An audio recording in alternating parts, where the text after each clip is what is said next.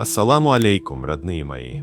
Знаете ли вы, что в тени величественных дворцов Персеполя рождались казни, от которых кровь стыла даже у солнца? Сегодня мы отправимся в путешествие сквозь века, туда, где закон писался железом, а справедливость пахла сжженной плотью. Готовы ли вы услышать шепот тысячелетий? Шахнаме не врет, кожа, смола и молчание богов. В 398 году до нашей эры, когда тень Кира Великого еще лежала на землях от Инда до Нила, персидский судья Ахриман, имя изменено, но история нет, вынес приговор изменнику – сдирать полосами, как ковер с прогнившей основы. Пленника привязали между двух пальм, натянутых тетивами. Деревья, распрямляясь, снимали кожу ровными лентами. Так рождался Шаб-Язинда, живая ночь. Ритуал, позже описанный Фирдоуси.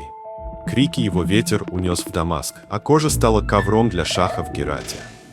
Но это лишь начало. Знаете ли вы, как карали лжецов в Бухарском Эмирате? 8 век нашей эры.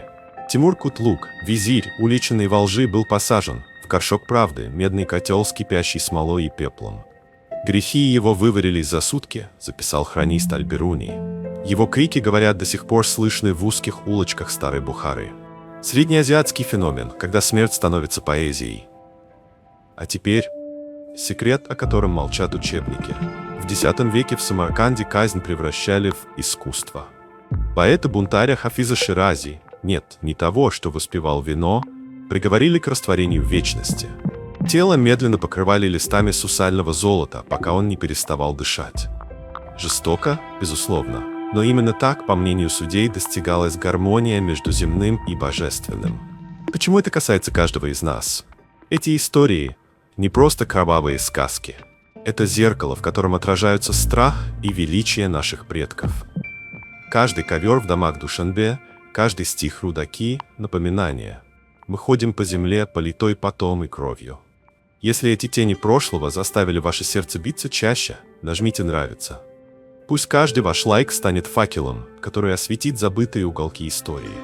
Подписывайтесь, впереди вас ждет тайна казни, которую скрывают стены Пенджикента.